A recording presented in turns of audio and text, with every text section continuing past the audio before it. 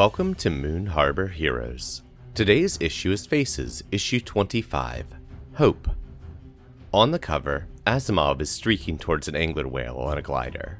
Ryder is midair, swinging a rider slash towards a group of demons below. Barrel Carl is rearing up, swinging paws at demons. Supai rides on Carl's back, slashing at demons with their tendrils.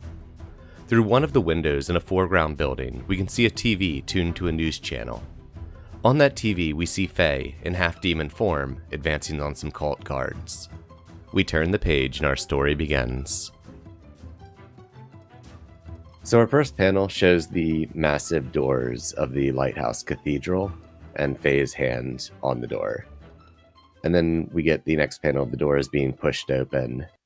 And then we see the inside, and it is this over-the-top grandiose cathedral. There's massive stained glass windows, there's these beautiful pews, and it all leads up to like a huge pipe organ at the back.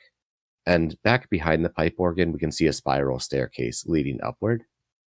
Standing behind these pews, you see 12 of the like foot soldiers of the Cult of the White Death. Each of them was wearing this like floor-length white duster, and below that like a black pants and like a white dress shirt on top of that, and they have the pin of with the logo on their lapels, and all of them level guns at you. Hey, what do you do? I look at all of them and I'm like, hey friends, how we doing today? They all fire. Can I charge my burn? Yeah. Cool. That is a 9, so I'm going to mark a condition and hold 3. I immediately want to use shielding. What condition are you marking? Not hopeless yet. I'm going to mark afraid. Okay. And you said you're immediately using shielding? Yep, so I'm going to cast up a protective shield using freak instead of superior. That is a 9. On a 7 to 9? I can either escalate the situation or put myself in danger. I'm going to escalate the situation. Okay. Since I'm expressly not putting myself in danger. So I think I just like toss my hands in front of me, and like this like massive stained glass wall just shoots up from the ground. And just like all the bullets just hit this stained glass wall and just stop in midair when they hit it. I think we get like that like nice long panel with you in the far left and just all these bullets stopping. And then a panel that's the same thing, but the bolt like it's silent and the bullets have stopped. And then I want to look at all of them and turn my face into the demon face. And I want to be like, you'll have to do better than that. And as you do that, the one closest to you, their face we get a panel where the face is like melted and indistinct. And then we get a panel where it's the person with Mary Louise Rogers' face. And she smiles and goes, "Oh, Faye, I will." And we get a panel of her doing a complex hand motion. And this gust of flame just bursts forth from her at you. What do you do? I think I just want to like fight it back. I think I just want to like telekinetically just like catch it and like send a blast of telekinetic energy, very like Dragon Ball Z style, to like hit the blast of fire and like send it back at them. Okay. And how demon are you at this point? I think this is still pretty in control. I think I've changed my face for the scare effect, but like I have not lost any control of my powers. Oh yeah, I just yet. meant physically. Just my face. Okay. I want you to roll to directly engage. Great. I'm gonna go ahead and activate in a China shop. So when you directly engage a threat, you can cause significant collateral damage to your environment. To choose an additional option, even on a miss. Okay. So that is a 7, so I get to choose 2. I want to resist or avoid their blows. And I think I want to impress, surprise, or frighten the opposition. Awesome. Do you know what that looks like? Or do you have an idea for that? I will say that if you want, you can you can up to it, including to kill this soldier. Yeah, I've got an idea. Can I walk through the panels for that? Yeah, I might edit it, but go ahead. I think we see the fire blast, and we see the very like typical like 2 beams of energy hitting in the middle, and then we switch over from their perspective, and we see like the fire, and the fire splits, and the demon is right there in their face. And I say, try harder. And then I snap his neck. Or her neck. It's Mary Louise's face. So her neck. And as you do, their face shifts back to the face before. We see this wave of energy burst out. We get a shot from outside the cathedral, and we see all the windows on the base floor shatter outward. So after that panel, we get a panel from a camera. Like we can see like the grained footage of a camera inside the cathedral with a little record in the corner pointed at Faye having snapped this guy's neck. And our next panel is going to cut over to Brian. Let's you are in your workshop, lab. What's the word you're going with there? Definitely more of a workshop. Okay. I don't think we've seen this in comic yet, so go ahead and tell us what that looks like from the inside. So we got that apartment tower, whatever it is, the max, I think, canonically in the floor above us, but we have like the entire floor. So my workshop's in one of the other rooms on that floor. It looks like a garage. If you were to build a garage, not at ground floor, maybe that's what it would look like. All of the walls are covered in shelves with mechanical parts, and there is a opening door, like a garage door, for things to fly out. Oh, excellent. And Brian, since you have been gone for a bit, doing some work, so I have a love letter for you. Asimov has assembled a pretty big collection of villains who are personally interested in his untimely demise. Seemed like a good time to hit the robotics workshop and come up with some kind of defenses. Go ahead and roll plus superior for me. 8. Okay. On a 7 to 9, pick one villain from the list below. Remix, Dykstra, the Smiling Phoenix, and the Call to the White Death. So I am picking the Smiling Phoenix. Okay. So you've been focusing a lot of your work on that villain. So for each villain, hold 1. You can spend this hold at any future time to unveil some device you prepared to deal with them. You don't need to decide what that device is now. You can just show us when you want to use it. Additionally, hold 2 minor inventions. You can spend these hold to give yourself or a teammate a new ability for a scene. Hells yeah. So at the center of the lab, there's a Brian standing in front of a pedestal with a great long flaming katana on it, and it's just lowering down as the scene focuses on him. He's like, yes, it's complete. I love it. And in the background of that scene, there's a monitor or TV, something showing a news report. And we see, like, I think it's muted, but we see like a newscaster standing in front of like a demon incursion going on. And so we've got the shot of Brian there, and we see this newscaster in the background. And it's very small because this is in the background, but very, very close readers will notice that there's a vague shape that looks a lot like Faye's demon form in like a smaller video on the newscaster's screen. And then, Brian, you hear a voice in your head. Hey, Brian? So what's up? I know you told us not to disturb you, but are you free? Actually, I just finished. There's some stuff going on at Felix's house. What did you do? We're not sure, but there's like... Remember when I turned into a whale? Uh-huh. Well, there's one of those, but he's bigger. Uh-huh. I think we might need some help. I'll be right down. And then we turn the page, and the first panel, Ryder, what awesome thing are you in the middle of doing in this fight?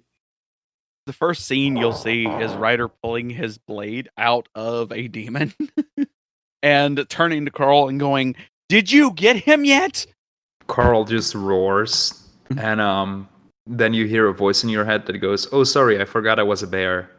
Yeah, he's coming. Perfect. Any ETA?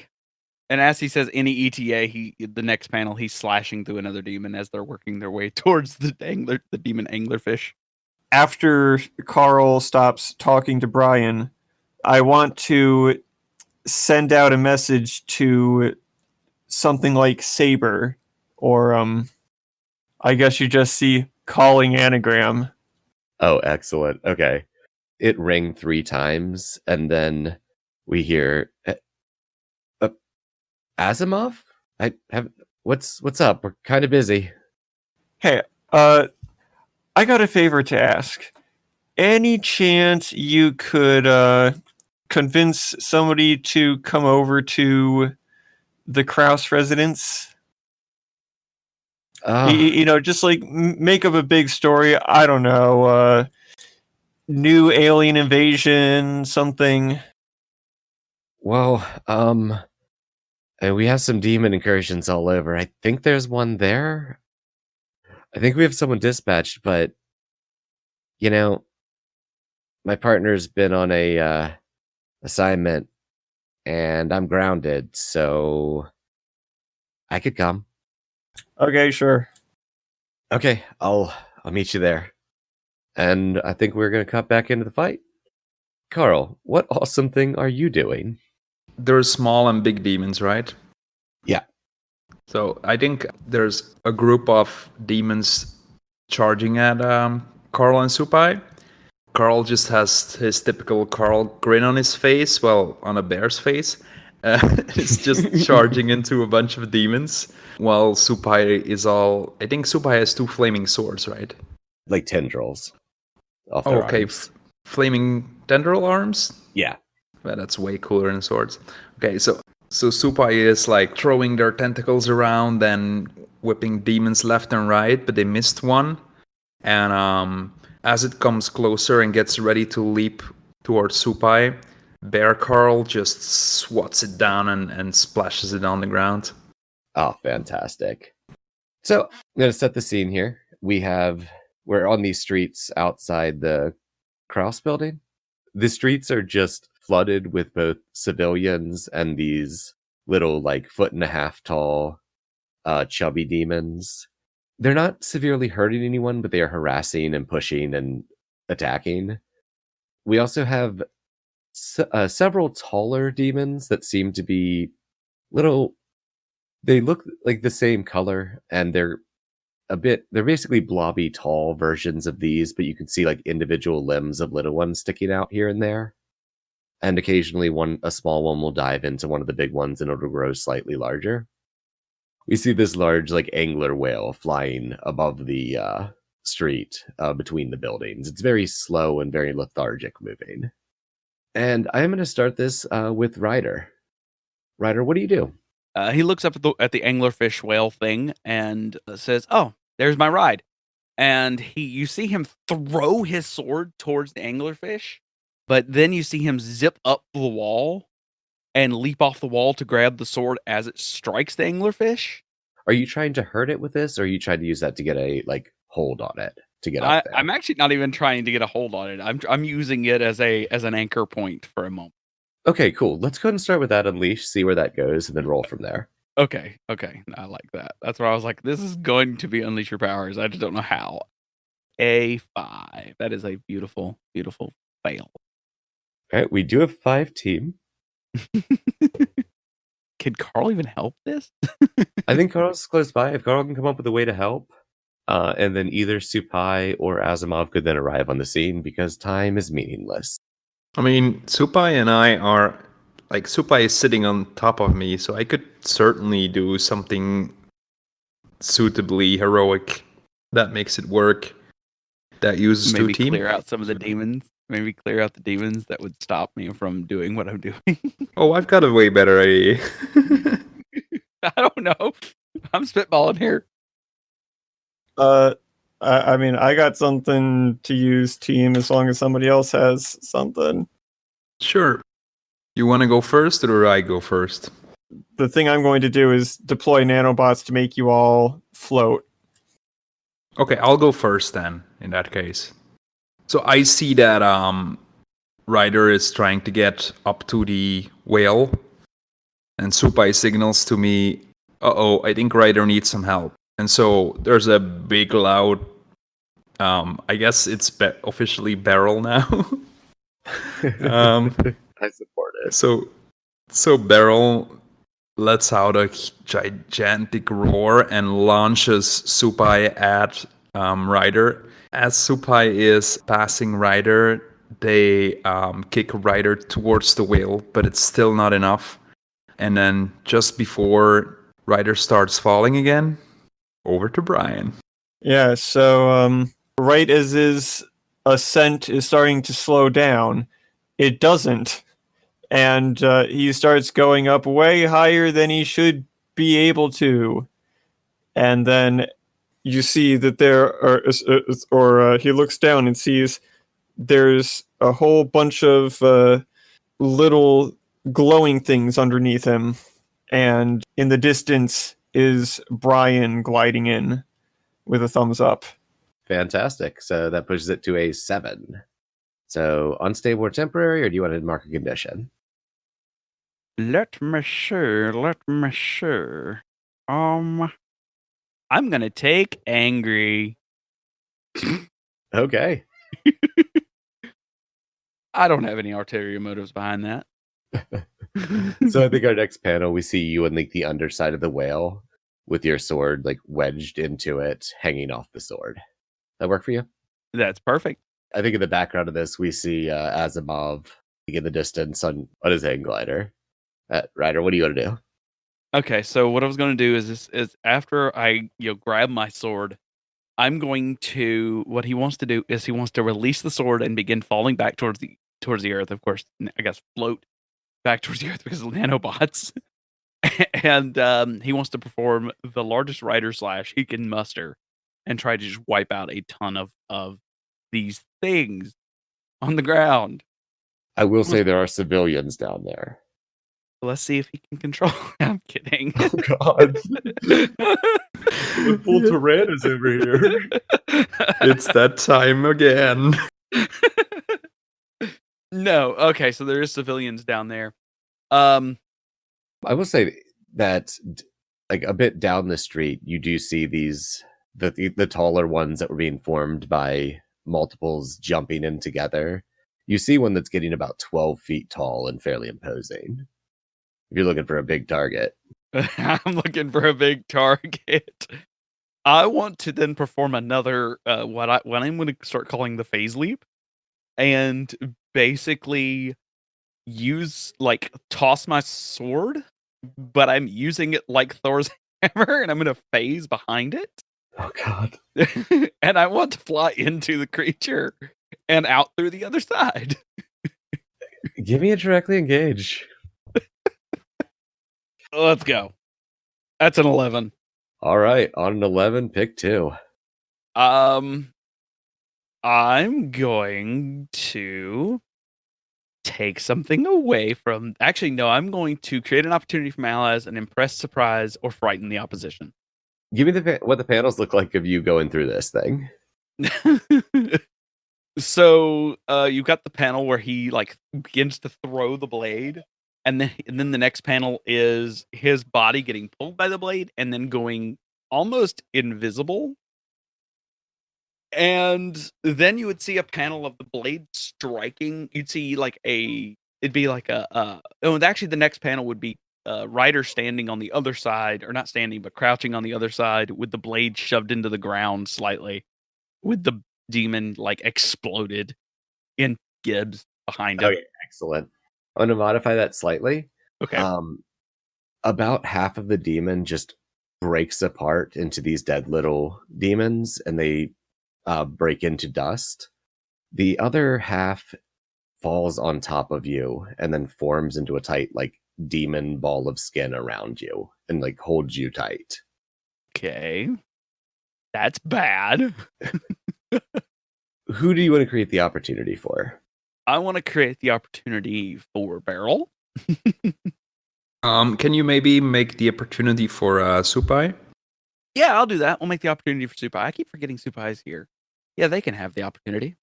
I want to try a few things, so it's easier if Supai is over at your side. Beautiful. We see a panel of most of the demons around you are cleared out because they were part of this big one and are now holding you down. And we get a panel of a vaguely U-shaped blob of demon flesh from the outside, and Supai just running full speed towards you, swinging their tendrils. And I think from here we're going to cut up to Asimov, hang gliding in over this scene. Asimov, what are you going to do as you're descending?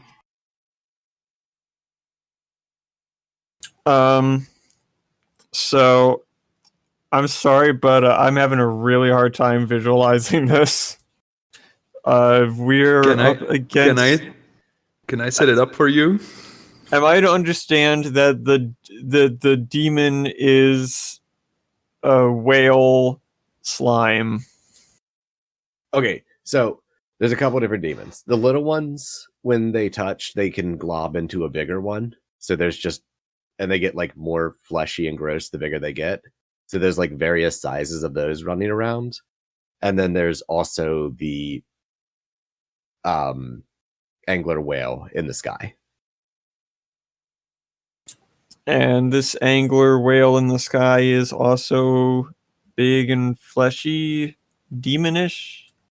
No, it looks like Just a whale. it's like, okay, it's an anglerfish the size of a whale but with wings. And then where that little light bulb is, it has another set of jaws as well. It's just a nightmare creature. Okay. It comes from hell. Sure. Let's go with that. Where's Doomslayer when you need him? By the way, as you float in on the hang glider, there's a flaming bear on the surface that suddenly looks at you, waves, and goes, "Brrr." I think I'm going to continue flying directly into the anglerfish. All right, what are you trying to accomplish with that? So I can figure out what you should be rolling here. Are you trying to hurt it? I want to take it down from the inside. You know what? Go ahead and roll to directly engage. Let's start there. And if you want to choose to get eaten, you can also choose to get eaten. Is this Pinocchio? Are we in Pinocchio now? I'm hoping. Tell you right now, this comic has went places. That's an 11! On a 10 plus, pick 2 from the list. Well, I am going to resist or avoid their blows. And I am going to... Do you think the opposition would be impressed by me flying into a whale, or do you think they'd just be, what's the word? Not uncaring. I think that these creatures really can't be impressed. They're pretty mindless and very instinct driven. Well, maybe I can take its attention so that it's not after other people. I'm cool with that. If you want to impress someone, I can have Anagram arrive and see this. Actually, yes. I'd rather have that. Okay. So, you want to tell me what those panels look like? You see Asimov the holding onto his hang glider. He's still wearing a cape, fluttering behind him. Also now on his side is a some kind of what do you call it? A scabbard. And he says, well, that looks like a big problem. Let's try to take care of this from the inside. And he flies toward, I guess I would want to fly towards, I mean, you know, the obvious choice would be to fly into the big mouth. But I mean, that's almost too obvious. You'd think maybe I should fly into the light ball mouth. So the light bulb one doesn't have a hole. It's just a light bulb with extra jaws.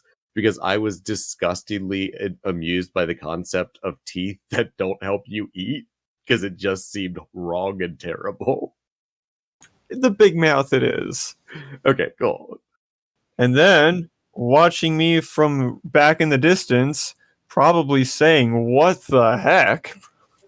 Yeah, we see Anagram standing on a nearby rooftop, watching this whole thing. And we get a close-up of her smile, and she just goes, God, I like that one. And if you don't already have it, take influence on Anagram. I do have influence. Would you like to shift her labels? Yes. I What's would like what's your to shift then? shift her mundane up and her freak down. Okay, I'll make a note of it and I'll adjust the sheet later. And then we get the panels of you flying straight through. I think the mouths, like the jaws, snap shut right behind you, and the edges of your glider like cut along the inside of the mouth of the anglerfish. And we see you. Do you want to land in the mouth, or are you going straight down that throat? I'm going to land very shortly after entering, so I guess in the mouth, and I'm just going to say, well, let's get to it. Awesome. And then when it cuts the side of the mouth, we cut outside and we get this ear piercing screech. Like everyone down below, like hands to the ears almost immediately. But we see all of the demons below just shimmer and become translucent for just one panel before they pop back in. Oh, that's not good. And we're going to cut to Beryl. Okay. I think like there's a lot of big dudes, right? Yeah, there's a fair bit of large ones. Okay, I think this is the perfect time to try to summon Hope. All right. That sounds like an unleash. It does sound like an unleash. What is that plus freak, right? Plus freak. Can I spend a team to get that up to a 7? It's a 6. I think that if throwing fire at it could help, Supai could help, but that would stop them from working to free Ryder for a bit. So that's Ryder up to can you. phase. He was planning on phasing out anyways. Okay, I'll use Supai then. So yeah, tell me what this looks like, and we'll figure out how Supai helps. So the issue is the reason that it's hard to pull off is that Carl has to have a little bit of time to do it.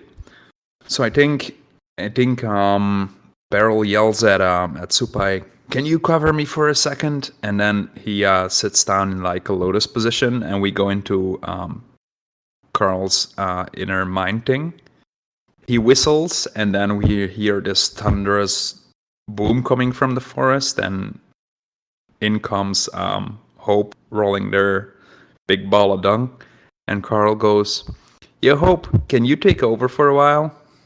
We got some big ones." Outside, Carl is about to be attacked by a bunch of demons who see that there's something going on.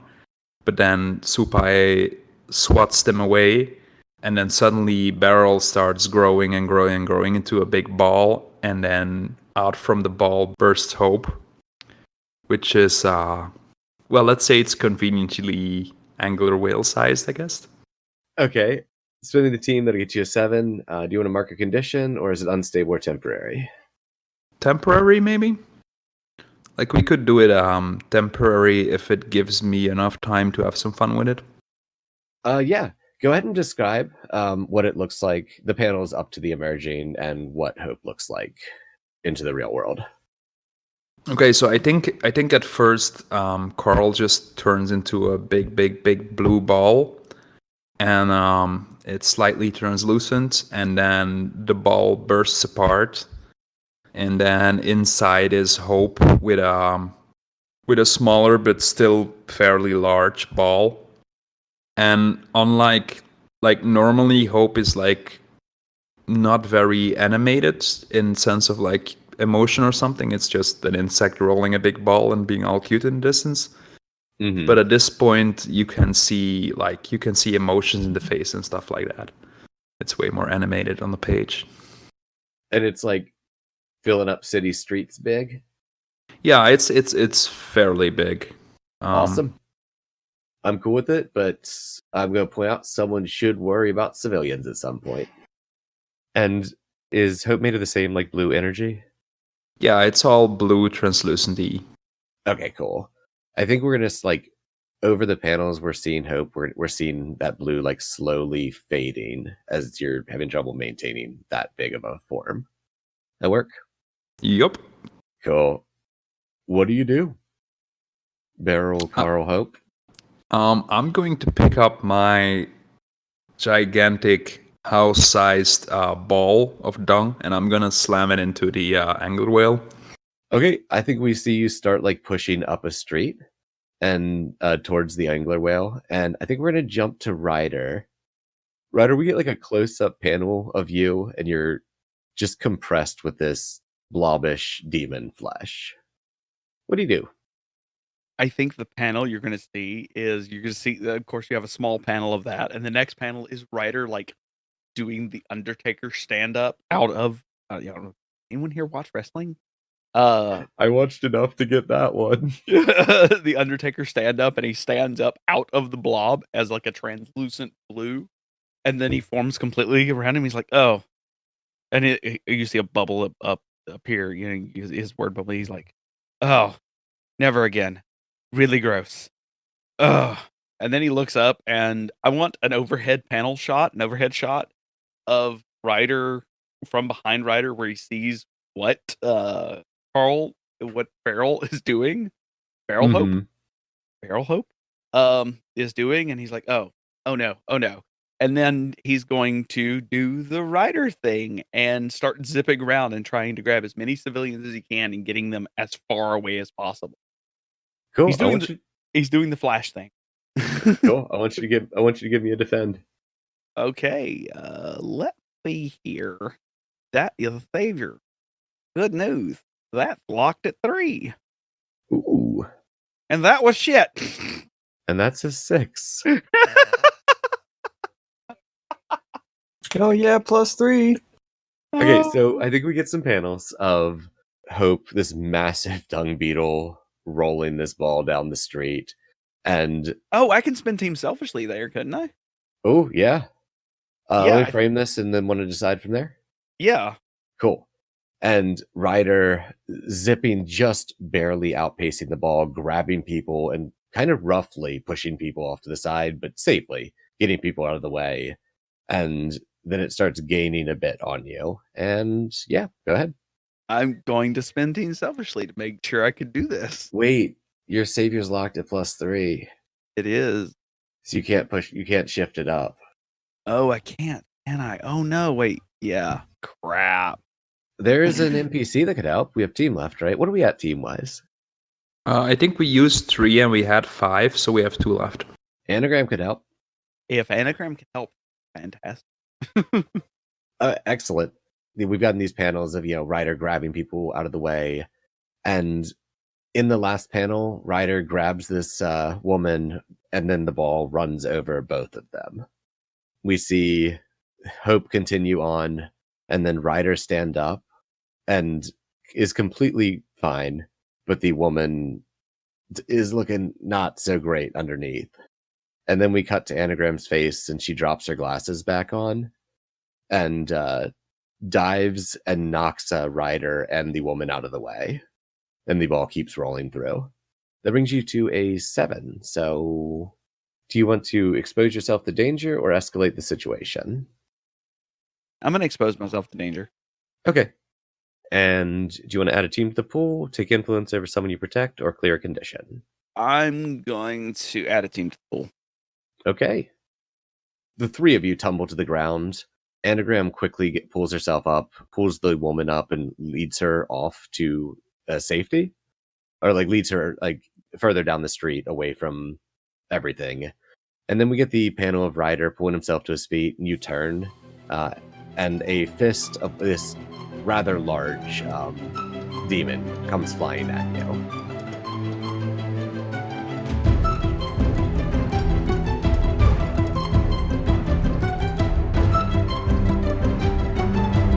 Moon Harbor Heroes is produced by Anthony Sheets and TP Huth, and edited by Anthony Sheets. Anthony can be found on Twitter at Icy New Year, or at icynewyear.com.